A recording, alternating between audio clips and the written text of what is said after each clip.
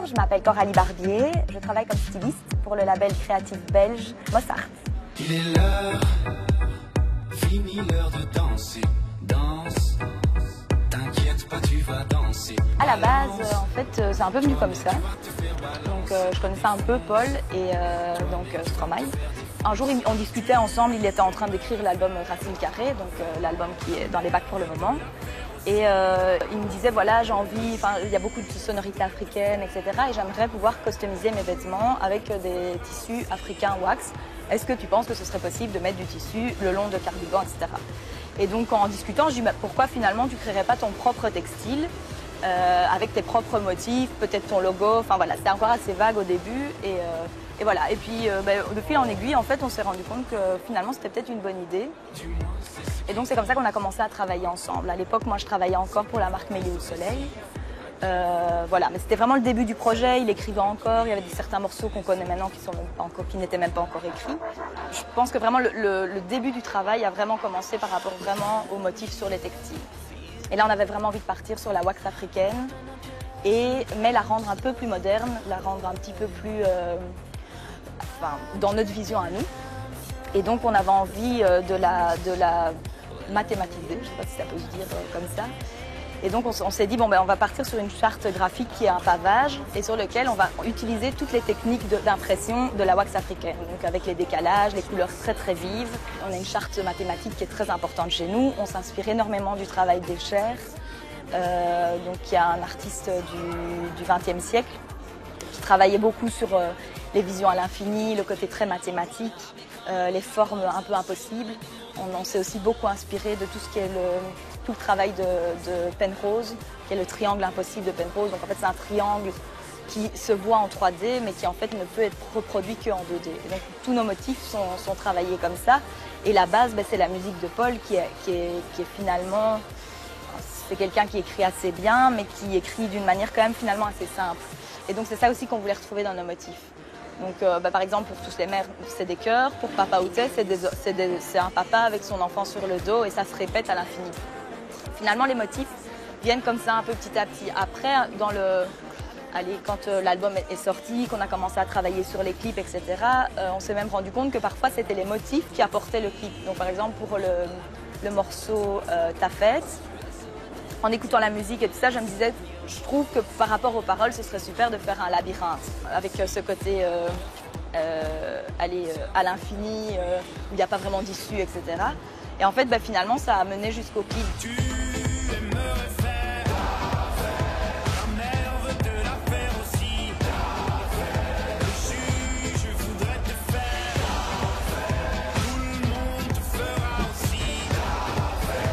On a créé des mini-collections qu'on appelle des capsules, donc sous le label Mossart.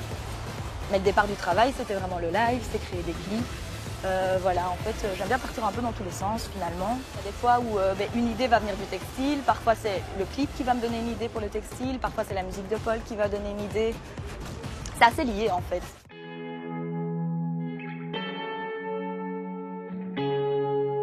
Il y a une expo pour le moment qui est une exposition qui s'appelle Robs Fabre.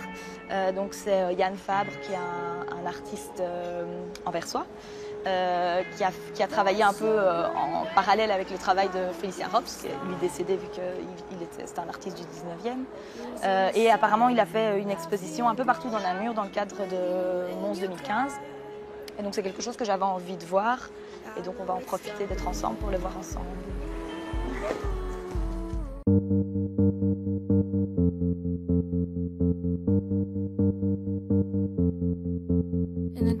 Alors ici c'est la place du Vieux, c'est un peu la place des cafés, c'est le centre des fêtes de Wallonie. Voilà, c'est la place un peu connue de Namur, quoi. Si on a envie d'aller boire un verre à Namur, il faut venir sur la place du Vieux. Voilà. Et pendant les fêtes de Wallonie, il y a plein de concerts. Voilà, souvent, moi je les passe ici en tout cas.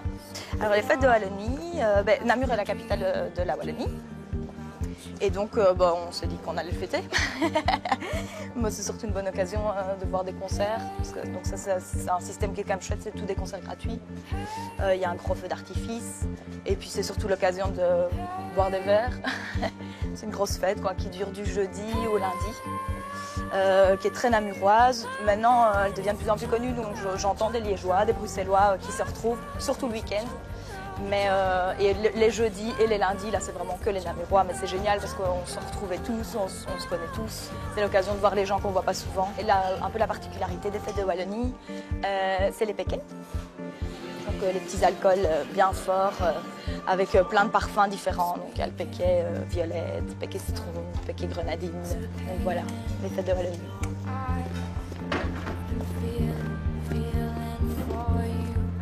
Donc ici, on va arriver à une des statues exposées dans le cadre de l'exposition Fabre et Félicien Rops. Je trouve ça chouette parce que Félicien Rops est namurois et puis j'aime bien ce qu'il fait. C'est lui qui a fait Pornocratès. Donc c'est une femme avec, qui tient le briquet s'allume sur la statue, comme vous pouvez le remarquer. Et oui, donc Félicien Rops, c'est celui qui a donc fait cette peinture de cette femme qui tient en laisse un cochon. En fait, j'aime encore bien son travail à Félicien Rops parce que c'est quelqu'un qui travaille vraiment sur la femme. L'univers de la femme, il a aussi peint une buveuse d'absinthe, comme d'autres, comme Picasso, comme Degas. J'avoue que je préfère même la version de Degas. La Fabre, moi j'avoue que je ne connaissais pas du tout. Je me suis un peu renseignée et en fait apparemment, il aurait fait le plafond de la salle des glaces au Palais Royal à Bruxelles. Sous la demande de Paola, et il en aurait fait en fait, il aurait rempli le plafond de coquilles de scarabées. Donc ça doit être super beau parce que ça doit avoir un truc un peu bleuté. Ben oui, la photo c'est quelque chose que j'affectionne quand même et surtout au sein de Mossart, ça a quand même une place importante. Et pour revenir avec justement le côté figé ici qu'on a par l'expo de Yann Fabre. Nous, c'est quelque chose qu'on a vraiment voulu marquer en fait dans les visuels des capsules Mossart. Donc, on a vraiment assumé, on voulait vraiment assumer le côté vieille photo posée, en le mélangeant même un petit peu avec l'effet peinture, quoi. Limite comme un instant vraiment. Voilà, on aimait bien aussi tout ce côté en fait où finalement, ce qui existait avant, c'était ce côté vraiment photo de famille. On se fait beau, on se prépare, on va tous poser. Finalement, c'était un moment, c'était une activité, quoi. Et alors l'effet peinture, ça c'est aussi quelque chose qu'on aime bien travailler sur notre photo. Et c'est marrant parce que justement, on a eu comme ça un shooting photo avec Pierre et Gilles, je ne sais pas si vous connaissez. Ces deux photographes, artistes même, c'est au-delà de la photo, vu qu'ils retravaillent vraiment leur peinture, leurs photos en peinture. Et donc ça devient des toiles en fait, qui sont après vendues d'ailleurs. Et donc c'est des artistes français. Moi j'aime beaucoup leur travail parce que c'est un peu kitsch, hyper coloré. Et eux travaillent en fait la photo et la retravaillent vraiment à la peinture et en font vraiment des toiles. Donc Paul a fait comme ça une couverture pour le magazine Numéro et c'était eux qui avaient, donc c'est Pierre et Gilles qui avaient mis en scène, ils avaient fait plein de fleurs et ils avaient utilisé une veste qu'on avait créée pour Paul aussi avec les fleurs. Ils ont vraiment joué le jeu de reprendre ces fleurs-là dans le décor. Et aussi un côté très poupée, très figé. On a bien le côté aussi un peu poupée, très lisse, très... voilà, un peu hors temps, on ne sait pas dans quelle époque on est, le futur, le présent, le passé. Moi j'adore par exemple Guy Bourdin, qui est un photographe qui a fait beaucoup de photos aussi également pour le Vogue, etc. C'est un photographe plus de mode, mais il a des visuels avec des couleurs et il a aussi un côté comme ça un peu figé, poupée, dans certaines de ses photos que moi j'aime vraiment bien en fait.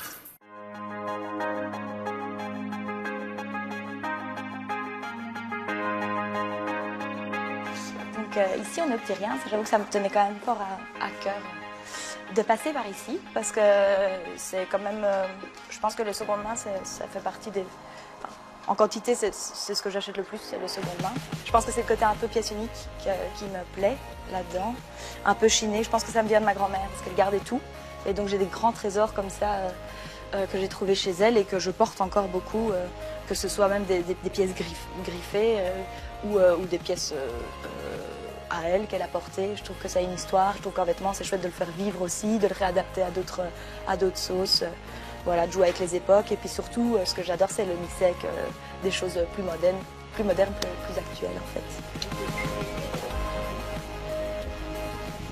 Pour moi c'est vraiment une source d'inspiration parce que j'ai l'impression que dans l'époque dans laquelle on vit, on ne peut que se baser de ce qui existe et de le réadapter avec notre vision à nous en fait. Et c'est vrai que dans le travail qu'on fait pour Mossart, c'est quelque chose qu'on fait énormément. On s'inspire beaucoup des sapeurs congolais, par exemple.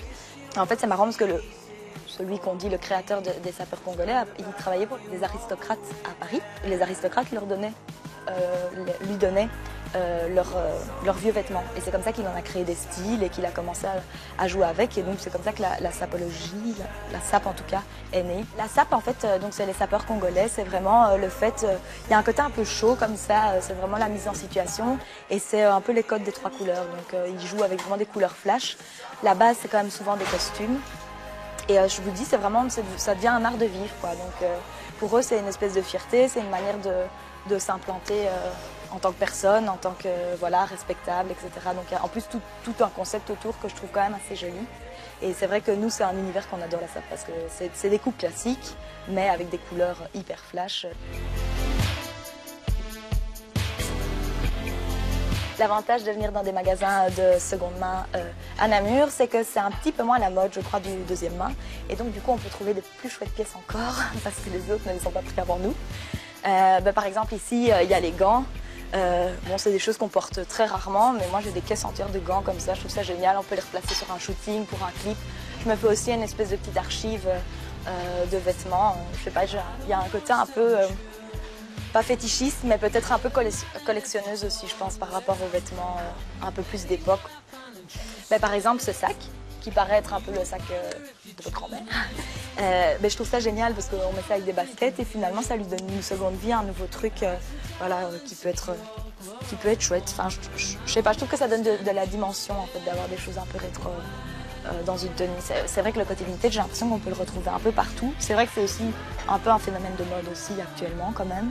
C'est vraiment revenu fort à la mode, mais on peut le retrouver en effet ailleurs que dans le textile. En tout cas, la récupération des choses anciennes. Je vois par exemple Paul a travaillé sur la musique de Carmen, donc qui est une chanson qui date, et il a recréé ce son, il a réécrit les paroles, il a réinterprété les paroles. Voilà, et je pense que d'autres artistes le font aussi également. Regarde à toi, si tu t'aimes, garde à moi, si je m'aime, garde à nous, garde à eux, garde à vous, et puis chacun pour soi, et c'est comme ça qu'on s'aime. Mes goûts musicaux, j'avoue que c'est quand même un peu large. J'écoute quand même pas mal la radio aussi, mais sinon j'adore Close Money, le son Cold Song.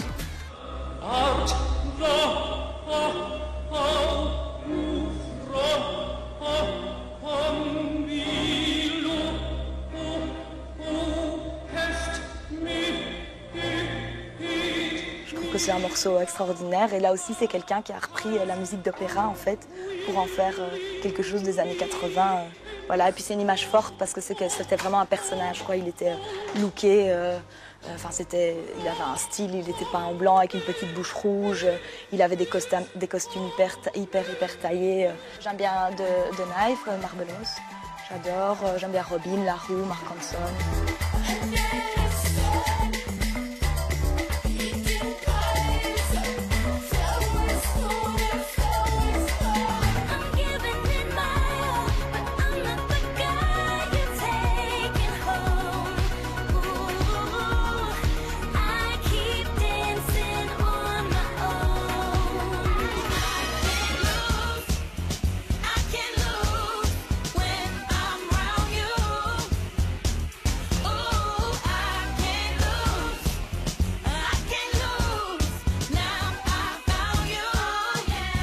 J'aime bien les clips en fait, j'avoue que je regarde énormément de clips, je trouve ça hyper inspirant en fait. Après j'aime aussi les trucs beaucoup plus populaires, j'aime bien, je peux m'éclater sur un morceau de Rihanna, j'aime bien le dernier par exemple, Better Have My Money. Like brap, brap, brap, Louis 13 and it's all on me, nigga, you just bought a shot. Kamikaze, if you think that you gon' knock me off the top, shit, your wife in the backseat of my brand new foreign car, don't act like you forgot, I called a shot. Je trouve que l'image est vraiment super belle, l'esthétique est hyper belle en termes de vêtements, il y a vraiment une recherche, enfin je me suis dit que la styliste avait vraiment dû bien s'amuser et il paraît en plus que apparemment le directeur photo, lumière, est belge, Benoît Deby, donc en plus voilà, c'est chouette. There's a place way down in Bed-Stuy where a boy lives behind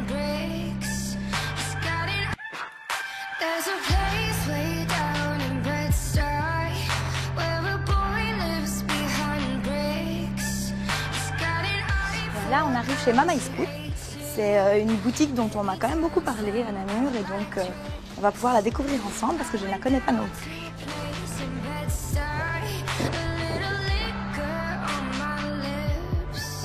Bonjour.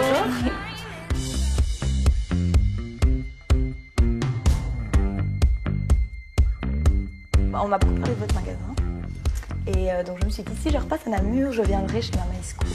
Donc voilà. Apparemment vous avez ouvert que depuis 5 mois. Ouais, c'est tout nouveau. On en parle déjà beaucoup. Donc, Bah oui, bonne nouvelle. C'est un très beau magasin. La lampe est magnifique. Oui. C'est Muto. Ouais, c'est un design scandinave, ouais. On l'a acheté au détour du chemin. C'est un magasin de déco à Neuville-sur-Meurne, pas loin d'ici, dans le Namur. Alors on a principalement des marques parisiennes et scandinaves, avec quelques petites touches, notamment américaines pour Herschel. Et alors bien entendu, nos créatrices belges au niveau des bijoux, ça c'est super important. Et la marque Komono qui est belge aussi, ainsi que Noah pour les portefeuilles ultra fins et ultra résistants. Voilà, c'est un peu pour nos marques belges, c'est vrai que c'est important, ça nous tenait à cœur.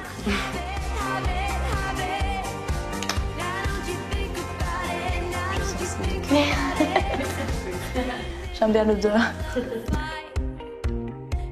Je pense qu'il y a vraiment beaucoup de créateurs qui peuvent m'inspirer. Je lis quand même beaucoup, enfin je regarde, lire, on ne lit pas la mode, mais je regarde quand même beaucoup les magazines, etc. Et puis finalement tout se mélange dans ma tête et j'en retiens ce que j'ai envie. Mais dans les créateurs que j'aime vraiment bien, je dirais Miu Miu, ça c'est vrai que c'est un peu une évidence.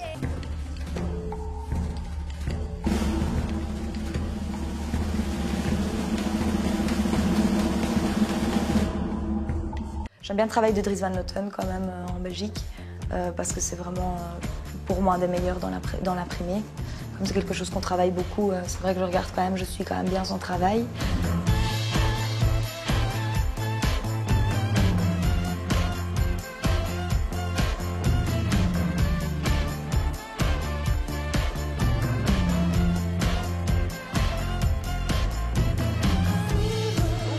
Dans la même lignée pour les Belges, on aimait bien aussi Walter van Beirendonck. Et c'est marrant parce que lui, en fait, son travail nous a inspirés pour faire les clips Papa Outé.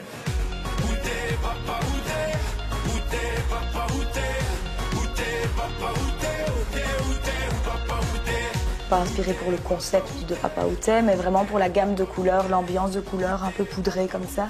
Ça vient vraiment d'un des défilés hommes de Walter van Beirendonck qui avait fait des vêtements dans les roses pâles, ce qui est quand même assez surprenant pour l'homme, avec des formes géométriques. Enfin, c'était assez beau.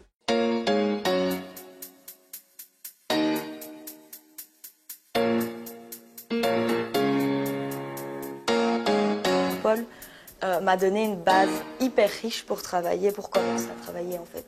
Parce que moi quand je l'ai rencontré, c'était lors du 2e album, et il avait déjà toute une image qui avait déjà été bien créée sur le premier. Il avait le nœud papillon, qu'on utilise beaucoup moins maintenant, mais il y avait ce côté dandy, il jouait beaucoup avec les couleurs. Par rapport à sa musique, il y avait une espèce de contraste quand même entre le visuel et l'apparence qu'il avait par rapport à la musique qu'il faisait finalement.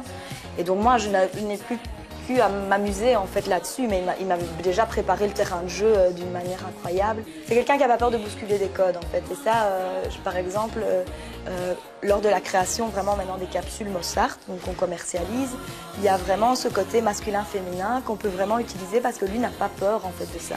Donc il me dit, moi j'ai envie de mettre un col Claudine. Pourquoi moi je suis un homme, je pourrais pas mettre de col Claudine?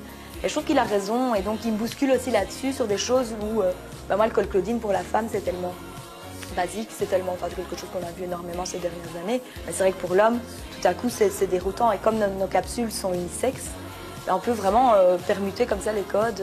On a fait des cardigans avec les manches au-dessus du coude. Bon, je vous dis, c'est pas hyper commercial, mais nous, on y croit et on trouvait ça intéressant de jouer avec ça. Donc c'est vrai que Paul, il a une ouverture comme ça. Il va mettre des pantacours avec des chaussettes. Enfin, voilà, après, on aime ou on n'aime pas, mais je trouve que la démarche, en tout cas, elle est intéressante.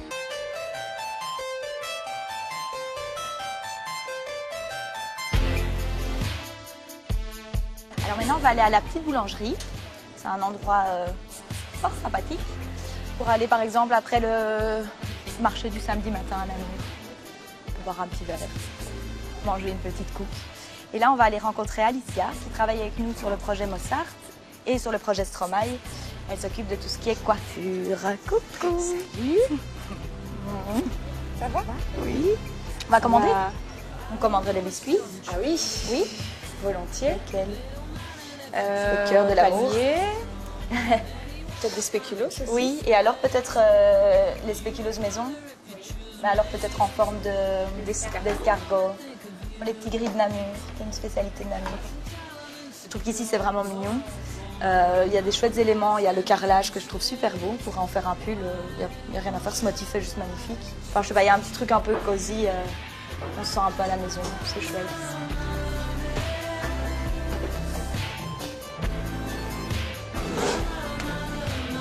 Alicia, c'est une amie à la base.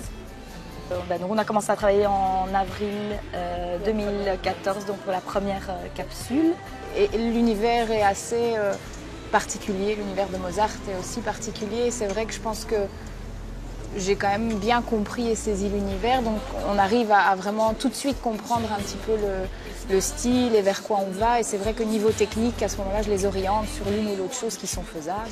Je sais que pour la deuxième capsule, on voulait un espèce de chapeau en cheveux. J'avais l'impression que c'était pas possible et puis en fait, elle en parlera mieux que moi, mais c'était possible. Ouais. Et c'est vrai que chez nous, j'avais vraiment envie de parler de l'aspect coiffure parce que je trouve que c'est pas des métiers qui sont toujours. On n'en parle pas beaucoup en fait finalement, je trouve. Alors qu'il y a vraiment un travail d'artisanat finalement autour du cheveu. Et ça donne une image générale. Enfin voilà, nous sur le deuxième visuel, les cheveux, je sais que ça a été vraiment quelque chose de très marquant. Et en fait, l'idée vraiment de créer des capsules, elle est venue du fait qu'en fait, Paul ne voulait pas faire de merchandising. Donc faire un t-shirt avec la tête de Stromae, c'était pas quelque chose auquel on croyait, on trouvait pas ça intéressant. Des gens qui viennent, une famille complète qui vient voir un concert, c'est quand même un petit budget.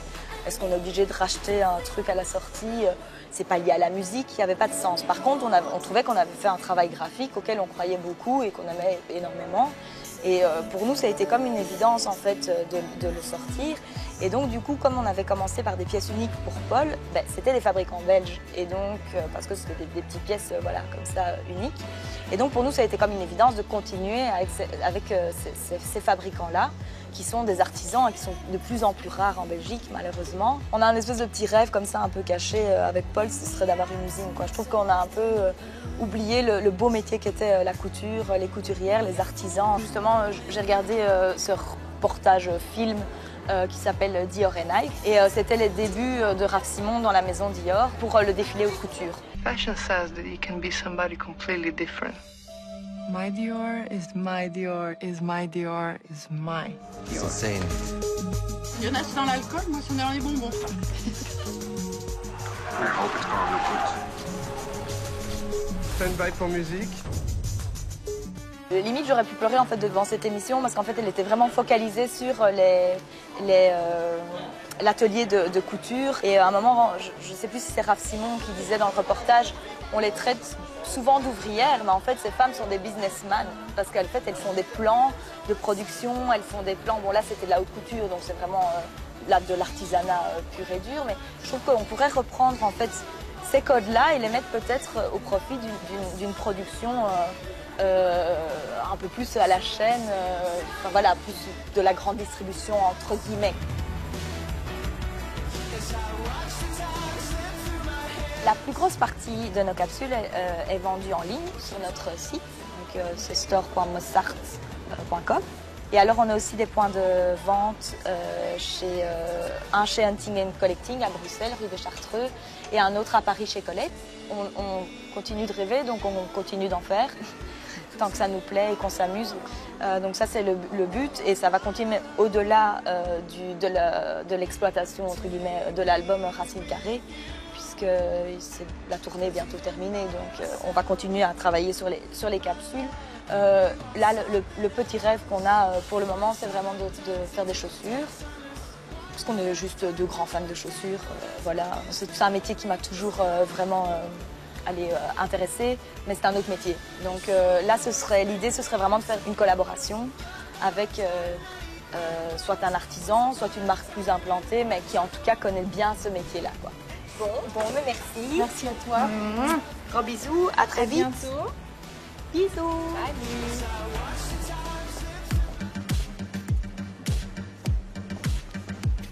Ben voilà. J'espère que cette petite visite namuroise vous aura plu. Je vous remercie beaucoup pour l'invitation. Et puis, comme le veut la tradition, on va faire un petit selfie.